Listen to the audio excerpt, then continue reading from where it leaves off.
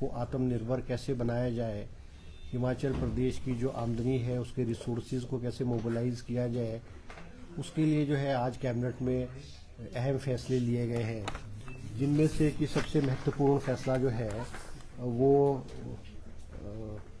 जो ये जांगन थोपी पावरी हाइडल प्रोजेक्ट है जो 780 मेगावाट का है, इसको हिमाचल प्रदेश पावर कॉरपोरेशन को जो है आज कैबिनेट ने अलॉट किया है।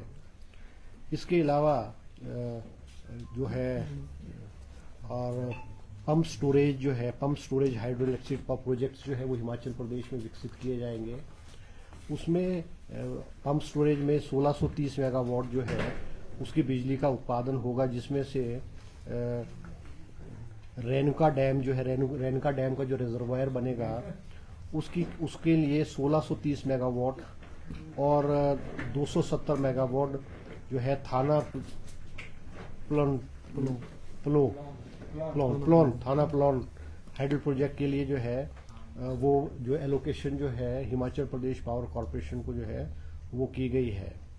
इसके अलावा जो है एक कैबिनेट की सब कमेटी बनी है, क्योंकि जो रोगी कल्याण समितिज थी हॉस्पिटल्स में, जो हॉस्पिटल्स की फंक्शनिंग को देखती थी और हॉस्पिटल्स को आत्मनिर्भर भी बनाते थे, मगर जाते जाते पूर्व की भारतीय जनता पार्टी की सरकार ने जो है रोगी कल्याण समितिज को ख़त्म किया और इनके जो चार्जेस और जो और चीज़ें थी उसको ख़त्म किया।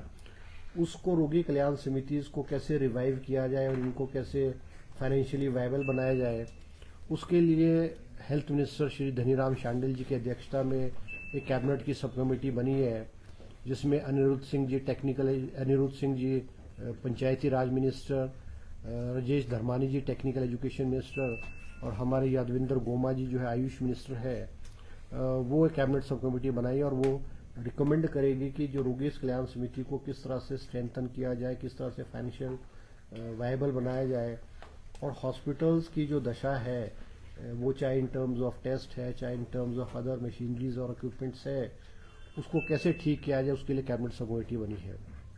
इसके अलावा कैबिनेट ने जो है, क्योंकि कैबिनेट सब कमेटी ने जो हमें राज्य हिमाचल प्रदेश राज्य चयन आयोग के जो पोस्ट कोड 3903 और 93939 इनको कैबिनेट सब कमेटी ने क्लियर किया था, आज कैबिनेट में एजेंडे में लगा और कैबिनेट ने भी जो है ये इनके क्लियर कर दिए हैं कि इनके रिजल्ट जो डिक्लेयर किए जाएंगे। इसके अलावा जो है हमारे जो SCERT सोलन में है और हमारे डाइट्स के जो है 12 डाइट्स डिस्ट्रिक्ट्स में है, उनकी जो है ट्रेनिंग के लिए और उनको जो है एकेडमिक रिसर्च और क्वालिटी इंप्रूव, एजुकेशन की क्वालिटी इंप्रूव करने के लिए जो है डिसाइड उसने किया है कि भाई उसमें प्रोफेशनलिज्म और उसमें कुछ चेंजेस जो है वो किए गए हैं। इसके अलावा जैसे मुख्यमंत्री जी ने हिमाचल प्रदेश के जो नौजवान हैं उनकी शिक्षा में आगे कैसे बढ़े, एक स्कीम की है डॉक्टर यशवंत परमार रोजगार योजना, ऋण योजना, जिसमें 1% लोन पे जो है आपको एजुकेशन करने के लिए लोन मिलता है। उसमें जो है विद इन इंडिया तो कोई भी स्टूडेंट अवेल कर सकता था, चाहे वो मेडिकल कॉलेज में मेडिकल करे या इंजीनियरिंग करे या MBA करे या कोई भी प्रोफेशनल कोर्सेज करे, मगर विदेशों में शिक्षा ग्रहण करने का इस योजना में प्रावधान नहीं था, उसको भी जो है आज कैबिनेट जो है ऐड कर दिया गया है। इसके अलावा कैबिनेट ने जो है एक स्वीकृति प्रदान की है 50 bedded critical care block at Dehra Kangra जिले में और सिविल हॉस्पिटल पौंटा साहब में जो है, इसमें जो है जिसमें मॉडर्नाइज फैसिलिटीज़ डेवलप की जाएंगी। It will be equipped with modern facilities, testing facilities और इक्विपमेंट्स किए जाएंगे। ये इसको प्रावधान किया गया जिसमें कि हर अस्पताल में 25-25 करोड़ रुपए के जो है वो खर्च किए जाएंगे। इसके अलावा देरा में जो है सुपरिटेंडेंट इंजीनियर का जो है सर्कल ऑफिस के खोलने की भी स्वीकृति जो है आज कैबिनेट ने की है और इसके अलावा ब्लॉक मेडिकल ऑफिसर देरा में भी जो है खोलने की आज कैबिनेट ने स्वीकृति की है। इसके अलावा जो है कैबिनेट ने कि हिमाचल प्रदेश में जो हमारे जो नौजवान हैं उसको रोजगार के साधन विशेष करके सरकारी क्षेत्र में कैसे बढ़े, क्योंकि पिछले 1.5 साल में हिमाचल प्रदेश में लगभग कोई 22,000 पोस्टें अलग अलग डिपार्टमेंट में स्वीकृत की गई है। जिनमें से बहुत सारी में रिक्रूटमेंट भी कर दी गई है और कुछ में जो है रिक्रूटमेंट का प्रोसेस चला है।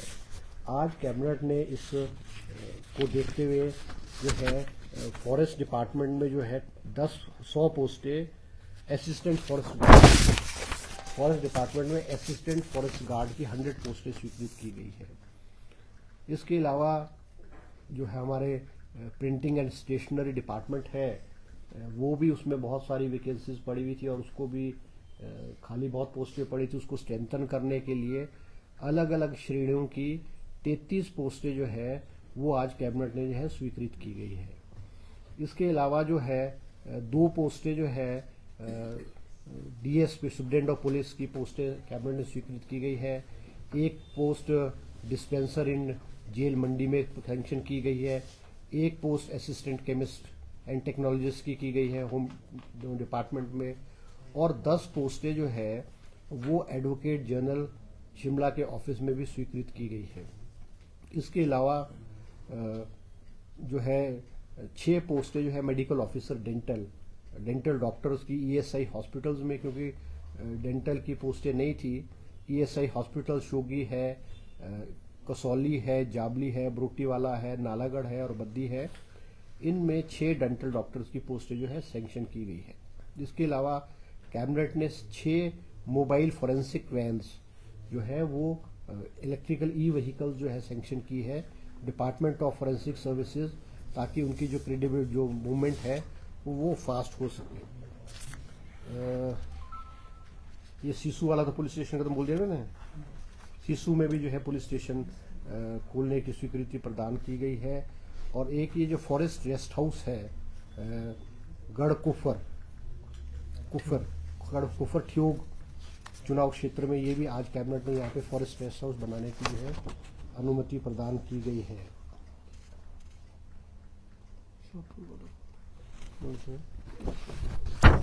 अभी शाहपुर में भी जो है एक हमारा इंस्टीट्यूट है धनवंतरी हिमाचल एजुकेशन सोसाइटी शाहपुर में, यहाँ भी जो है वो कैबिनेट ने आज जो है बीबीए और बीसीए की पोस्टें जो है सैंक्शन करने की आज स्वीकृति प्रदान की गई है।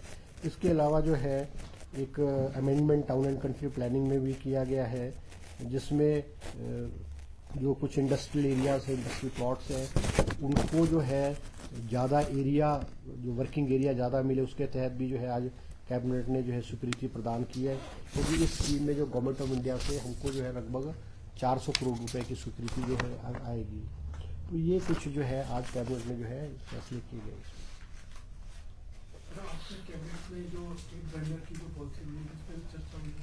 जो स्टेट वेंडर की जो पॉलिसी बननी है वो कैबिनेट में, क्योंकि आपको पता है कि विधानसभा में ये चर्चा हुई थी और मुख्यमंत्री जी ने स्पीकर साहब से रिक्वेस्ट किया था कि विधानसभा की कैबिनेट जो एमएलएस की कमेटी है वो बने। तो मुझे आज मुख्यमंत्री जी ने अवगत कराया है कि जो विधानसभा के सचिव सेक्रेटरी है स्पीकर साहब है, उन्होंने मुख्यमंत्री जी से डिस्कशन किया है। उसमें कुछ मिनिस्टर्स को लिया जा रहा है, कुछ कांग्रेस के एमएलए, कुछ बीजेपी के एमएलए को लगते हैं। तो मुझे लगता आज या कल जो है स्ट्रीट वेंडर्स की जो पॉलिसी के लिए विधानसभा की कमेटी बनेगी उसकी नोटिफिकेशन 1-2 दिन में हो जाएगी। और सर मंत्रिमंडलीय उप समिति का गठन रोजगार सृजन के लिए किया गया था, क्या उसकी सिफारिशें ही अभी तक क्लियर नहीं हो पा रहा है, क्योंकि धरना प्रदर्शन युवा भी कर रहे थे। ये देखो, जो कैबिनेट सब कमेटी की मीटिंग कमिटीज़ है वो समय समय पर अपनी इंटर्म रिपोर्ट्स है, फाइनल रिपोर्ट्स है, वो समय समय पर विधानसभा को देते हैं। क्योंकि जो रोज़गार के साधन के लिए तो हर कैबिनेट मीटिंग में जो है वो पोस्टें क्रिएट की जाती है।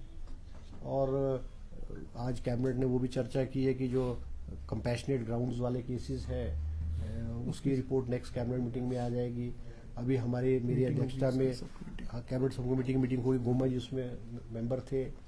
अभी हमारे जो है होम स्टेज के लिए भी कैबिनेट सब कमेटी फॉर्म की थी, तो कैबिनेट सब कमेटी ने भी जो है अपनी रिपोर्ट, फाइनल रिपोर्ट जो है वो कुछ दिन कैबिनेट में जो है वो उसकी जो मॉडलिटीज़ है उसमें क्या चेंजेस होंगे तो वो कैबिनेट में डिस्कशन के लिए आएगा। तो कैबिनेट सब कमेटी समय समय पर, क्योंकि बहुत सारे इश्यूज़ में कैबिनेट सब कमेटीज़ बनी हुई है, वो समय समय पर अपनी रिकमेंडेशन जो है कैबिनेट को देती है और उसमें विस्तृत रूप से चर्चा होकर के उसमें फैसले होते रहते हैं। ये 3 बड़े पावर प्रोजेक्ट हैं जंगी थोपन, बड़े लंबे समय से जो है ये लंबित है। अब तो इसकी लागत भी बहुत बढ़ गई है।